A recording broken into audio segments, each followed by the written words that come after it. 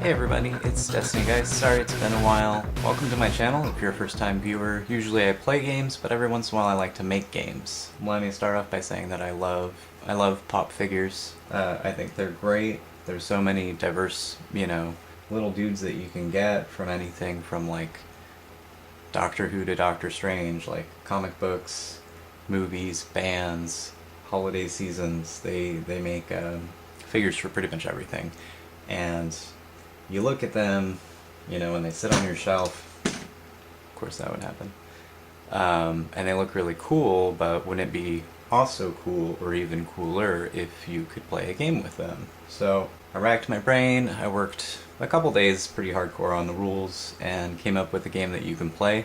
It's not exclusive to pop figures. You could also use things like amiibos or Skylanders. Basically, if you've got 5 figures of anything, including like those mystery anime things, trading arts, etc. 5-on-5 game should take about 5 minutes. The rules borrow a little bit from games like HeroClix, if you're familiar, or Malifaux, but the main objective was to keep the game like just really simple, really streamlined, really fast, really fun. Regular gamers should have no problems learning the rules if they want to play, but the idea is to make it, almost anybody will buy pop figures because it appeals to so many different genres that like non-gamers should be able to play this game too and keep it really simple. So the goal of this game is to take your 5 favorite pop figures. Once again, this is mainly for pop figures, but you could use other things. Take your 5 favorite pop figures and make a team out of them. Any pop figure can be any of 4 roles. 2 teams of 5 figures will battle off, you versus your buddy. You both pick your 5 favorite, and they do damage to each other. There's 3 different ways to play the game. The way that we're going to focus on right now is the easiest and fastest, which we call stock, which is kind of similar to Super Smash Bros. If you're familiar with MMOs or MOBAs, this is kind of similar to that, or Overwatch, for instance. You've got your frontline figures, like say Diva, who are going to take all the damage and mitigate it, make it so that there's less damage that they take, while their damage dealers, say like 11 from Stranger Things, will keep damaging the opponents.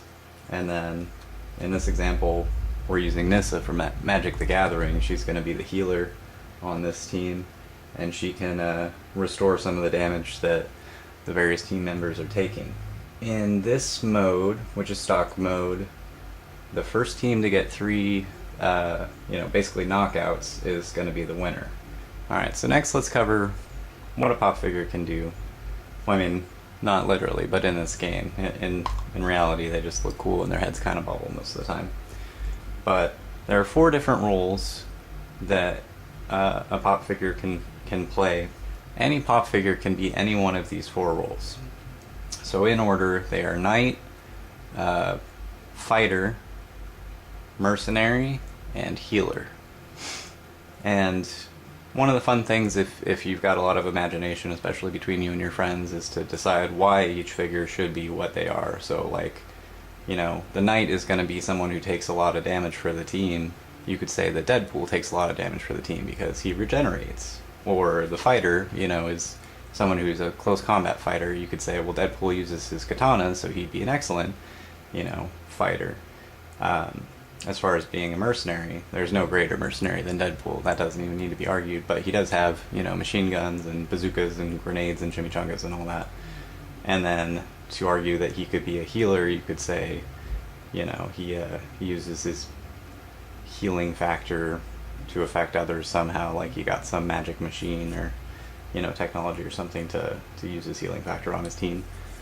Anyway, so anybody could be any one of these 4 roles, but you've got to state before the game starts what all 5 of your guys are. And there's no limit to how many of each of these your teammates can be. So you could have 5 knights if you wanted to. I wouldn't recommend it. I'd say 1 or 2 knights is a good idea. You could have 5 healers if you want to. I wouldn't recommend it. But the way that you want to compose your team is completely and utterly up to you. Let's take a quick look at the board. I made this out of foam board and then just took ribbon and like Elmer's glue. You can make this in 5 minutes. You don't have to make it. Basically, each side, each team has 2 rows. You'll notice there's a 3rd row that's gold. That's for another mode, don't worry about that. The front row we call the command row, and this gray row, the back row, we call the support row. Knights and fighters have to go into the command row. The support row is generally where you want to keep your healers and mercenaries, but healers and mercenaries can be placed in either row.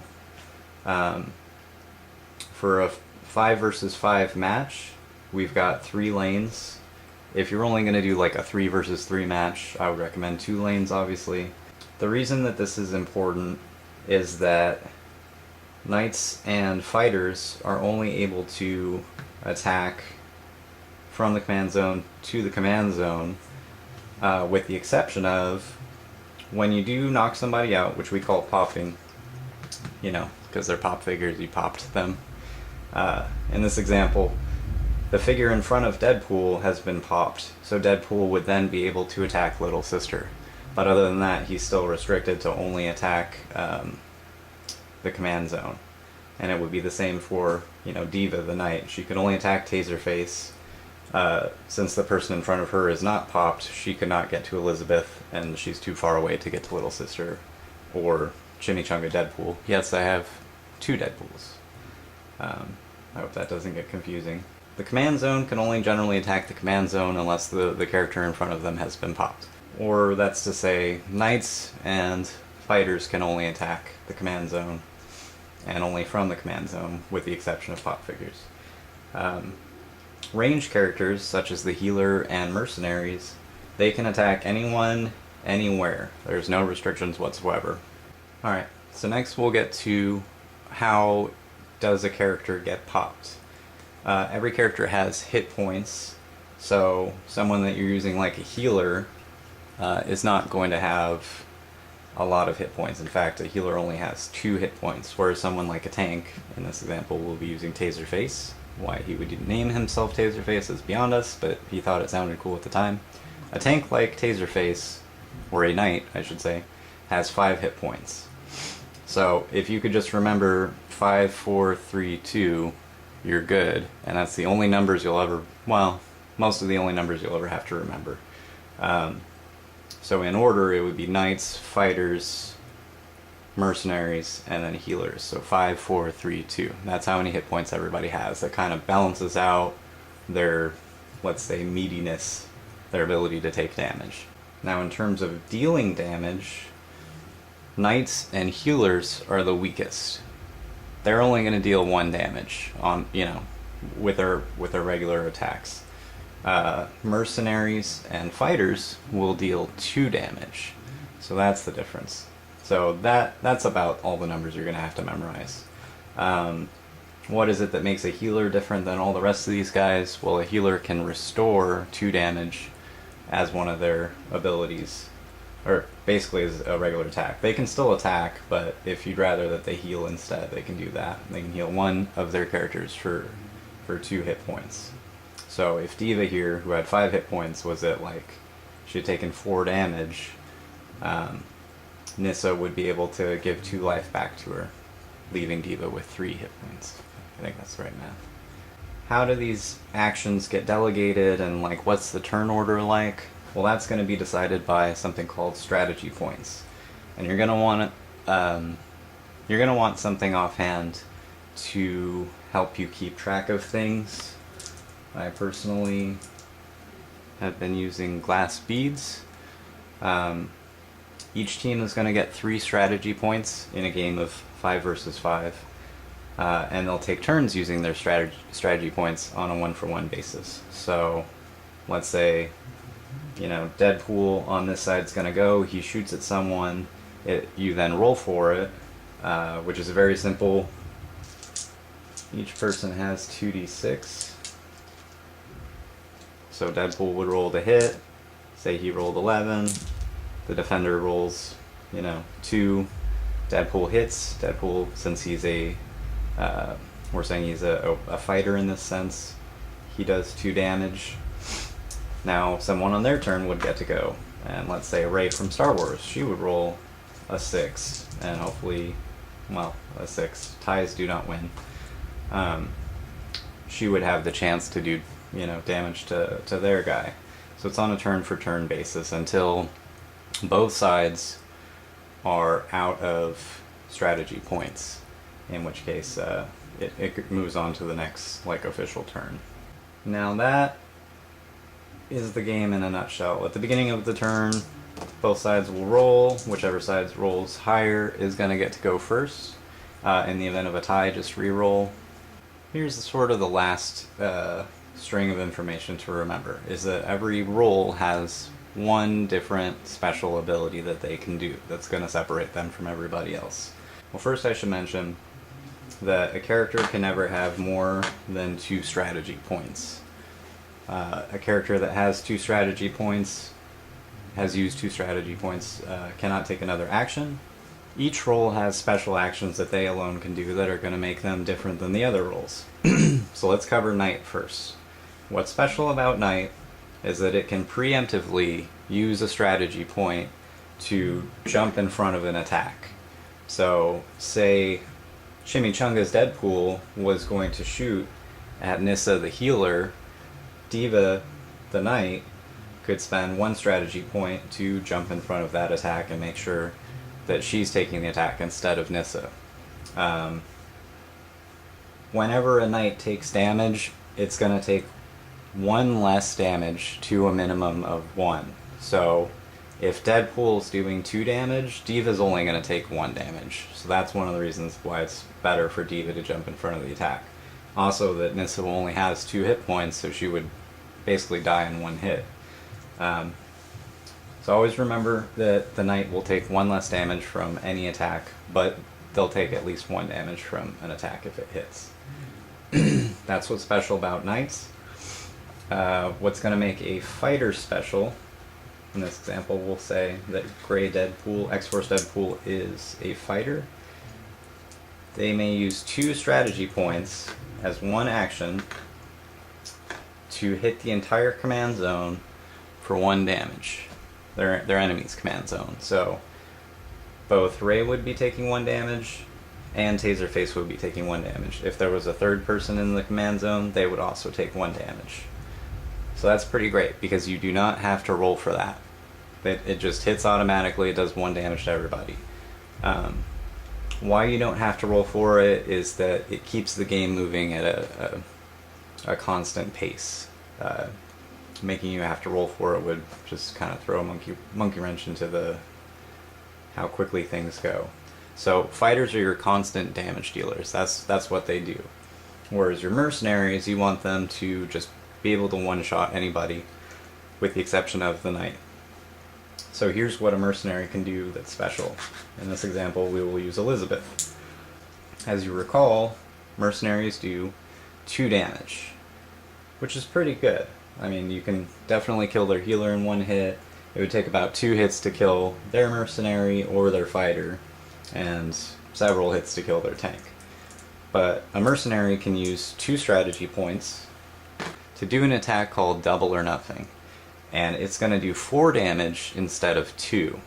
And you make 1 roll for it instead of, if you were to take 2 separate actions and have to make 2 rolls. So, if it hits, it does 4 damage. If it misses, it does 0 damage, obviously. And it did cost you 2 strategy points. That's why it's Double or Nothing. Advantages, you're going to kill anybody. You're going to pop anybody that is not the tank on a one-shot basis, which is great. This is generally when the tank wants to use a strategy point to jump in front of an attack so that they can mitigate it and take it instead of somebody else, in which case they would take 3 damage because they get rid of 1. Finally, the last special action you can take involves healers. In this example, we're using Little Sister. For 2 strategy points, you can heal your entire party, including yourself, by 1. So, constant damage being put on by fighters or what have you, you can kind of erode at that and keep your party safe. So that's pretty handy.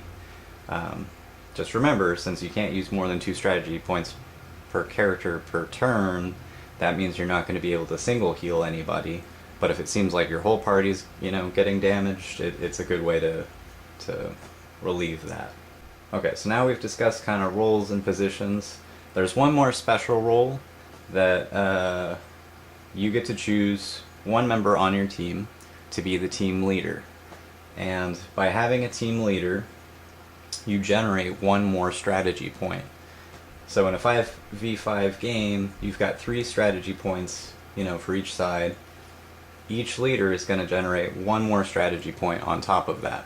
That strategy point can only be used by the leader, and no, they may not exceed 2 strategy points, for actions that they've taken. If the leader is currently popped, that strategy point, for the turn goes away. Whoever you picked to be your leader will be your leader the entire game. As long as they're not popped, they will generate that 1 extra strategy point per turn. The special action for the leader is to prevent 1 damage to each of your teammates, including yourself, for the next turn. Well, for the current turn. So, anybody in your team's going to take 1 damage, they instead do not take it. So you might think of putting down little, counters to remind yourself. Alright, so the last thing I'll cover, and then we'll just do a quick, playthrough, demo game, is how to bring back somebody that's popped. So let's say we've done 4 damage to Ray. Ray has been popped. How do we get her back if, we're the Chimichanga team party team? That was stupid. Team Taserface Chimichanga Palooza. Way better. Anyway, how do we bring her back? Well, any of your teammates may take an action to resurrect her or bring her back. You cannot bring her back the turn that she was resurrected, and the turn that she is resurrected, she cannot take actions. So, as a good reminder for that, when I resurrect somebody, I usually have them backwards, and then the next turn I'll turn them around, so I can remember that they cannot take actions. It costs 1 strategy point from any of your teammates to resurrect. Unless resurrected by a healer, you have to sacrifice 1 of your own health to do so. So if Taserface had 4 hit points left and he was resurrecting Ray, he would now have 3 hit points. Whoever gets resurrected gets 2 hit points when they come back, because they're still in a weakened condition. They don't just spring back to life full health all willy-nilly.